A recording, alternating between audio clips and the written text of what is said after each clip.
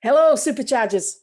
Welcome back to today's session. Today, we're going to talk about the 4C question technique. Now, when I was in your situation, I loved creating this 4C question technique. It really helped me get the client begging for me. And I'll show you exactly how that works in our next video when we do a role play, and we'll show you with a live transcript on how it really and how easy it really works.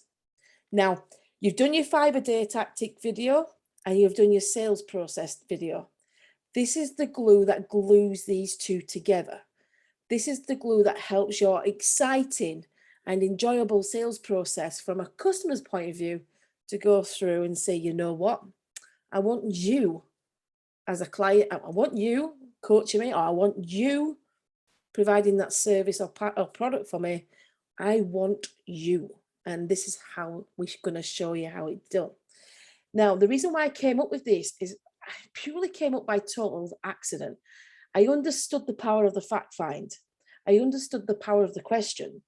I also understood the power of the fact find, the question, and the outcome for the customer. Now, if you do your job in a great, easy way in this part, this is where you get the sale.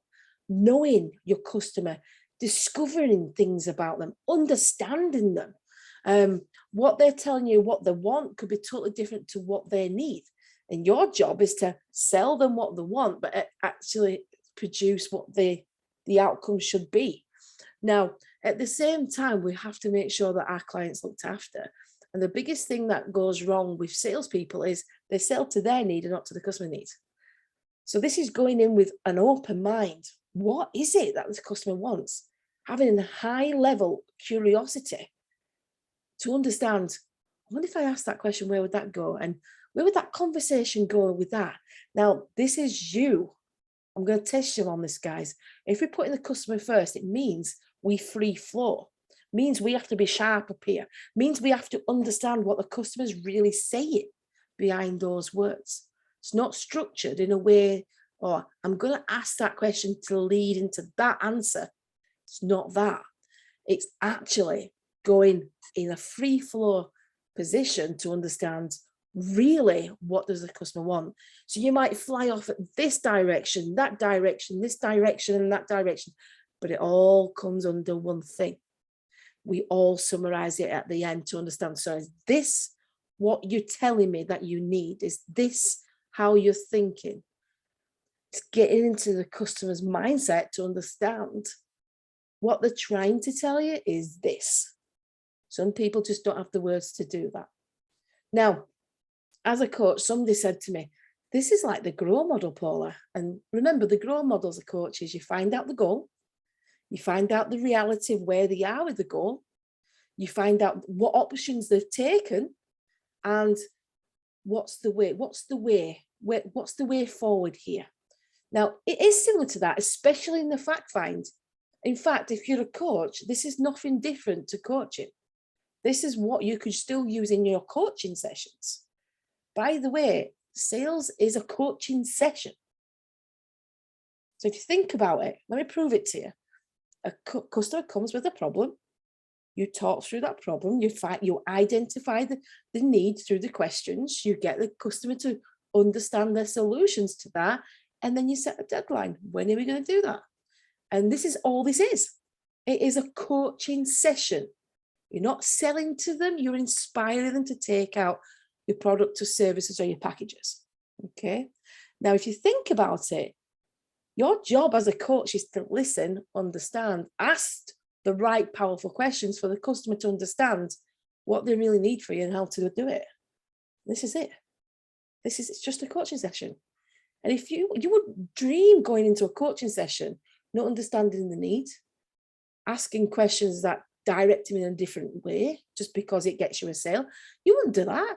You wouldn't ask them, you wouldn't not ask them for a way forward, and you won't give them a deadline.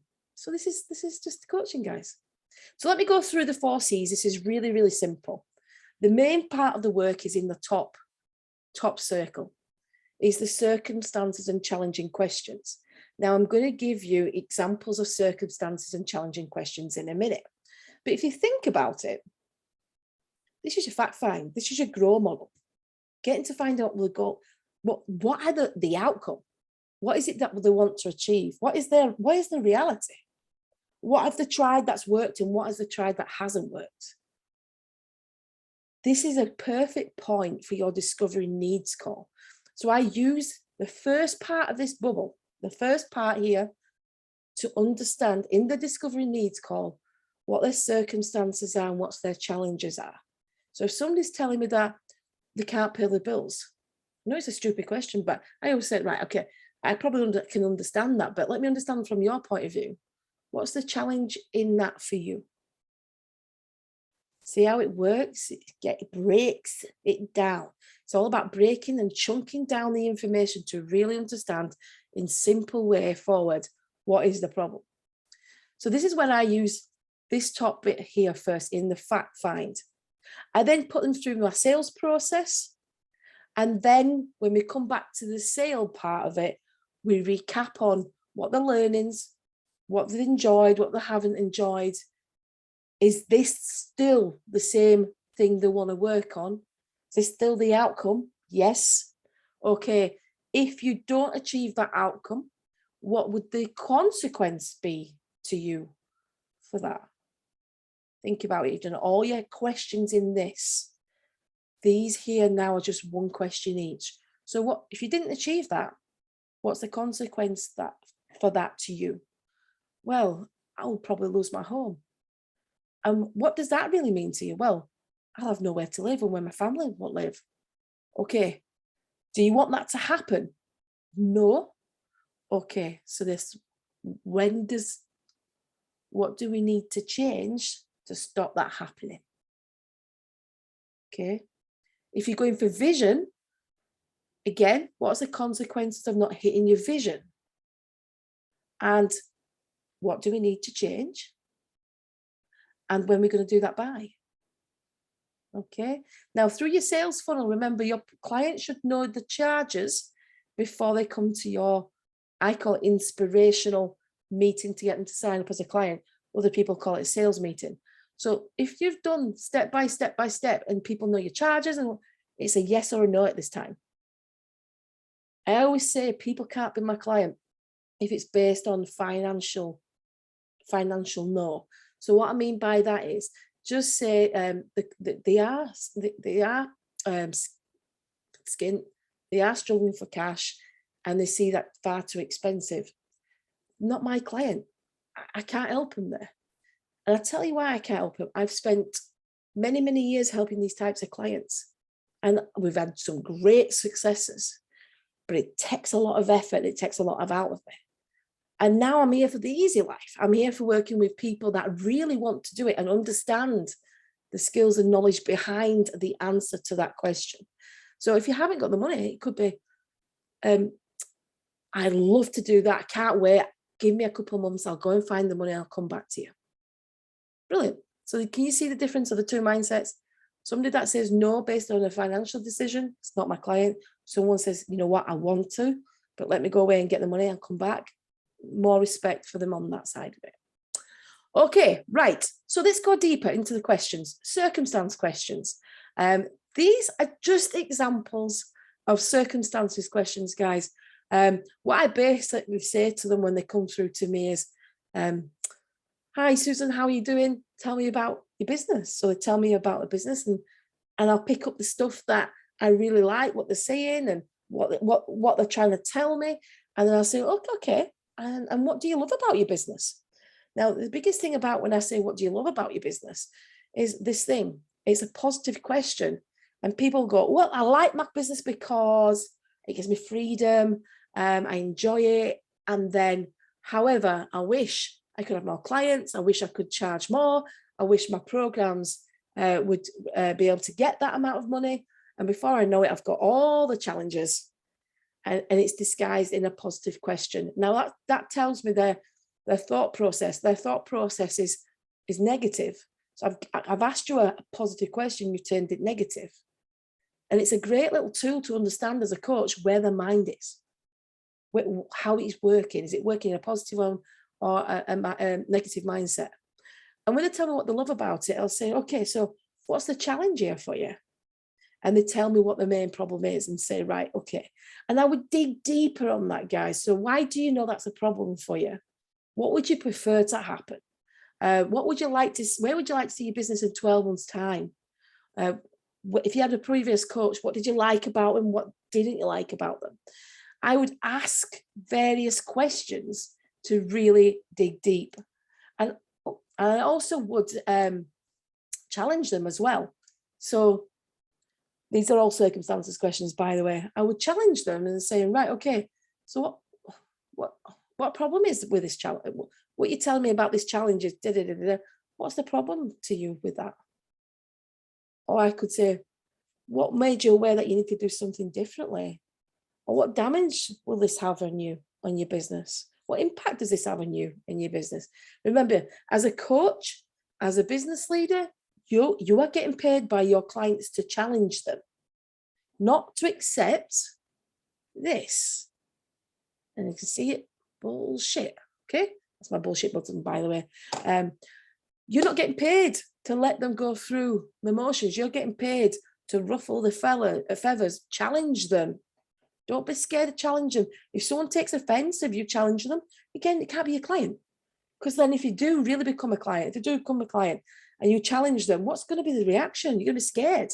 You can't be scared to coach somebody because of their reaction. Can't be a client. Okay, so let's go to the consequence questions. I've just given you a couple here. Brilliant question. Brilliant. Because if you think about it, what is the consequence to you if you did? It gets the mind working straight away. Oh, I never thought of that. Oh God, I don't want that to happen. Oh no, I need to do this. And this is where the change question comes in. And there's quite a lot of change questions there. So if you didn't change that, what would the impact be on you? Or if you did change it, how much money would you make? Or how much extra money would you make? Write these two questions down, by the way. Not many people ask these questions in the fact finders. This problem, what you're telling me, this problem, how much is it costing you? So it could be, if you're talking about helping your client earn more money, how much money is it costing you? If it's about transformation, how much is that costing you on your transformation? And then the other question is, if you changed that and you made that work, how much more money would you make? Or how much more impact would you make? So it's just making sure that you really, really play with what they're telling you with the right powerful question that will help you get the sale. Now imagine this, right? You've really fact-finded what's going on. You've really got them to think of the consequence and what they need to change. That's the solution. Okay, and I'd say, right, what do you need from me to help you do that? I need to take program, Paula. That's what they say to me. Or if they don't say that, I say, I don't know what I need from you. Right, let's discover what you do need from us then. So again, simple as that, guys. No overcomplicating it. All you need to do is make sure you properly fact find someone, which we'll show you in the role play that we're going to have attached to this video. And at the same time, fact find, consequence questions, change questions, when you're going to do that question. And this is where your commitment questions come in. I always say, so you're telling me this, you want to earn this amount of money. It's going to cost you this amount of money if you don't. Why are we not doing this together? It'd be daft if we didn't, right? It's just really casual stuff in there. Yeah, it would be daft if it didn't. So again, great stuff there. So this is what I want to say to you. I want you to write down, look at all the questions. Your questions are in your booklet. Look at all your questions and write down the questions you want to ask in your fact find and the challenging questions, and really, really prepare, not a script as such, but prepare questions that will help you get your client knowing that you understand them. They like you because you've taken the time out to really understand their issue and how you can rectify that with them. Not for them, going to do that themselves, but with them. Okay, guys, that's for me. That's me for now. Have a great day. Take care. See you later.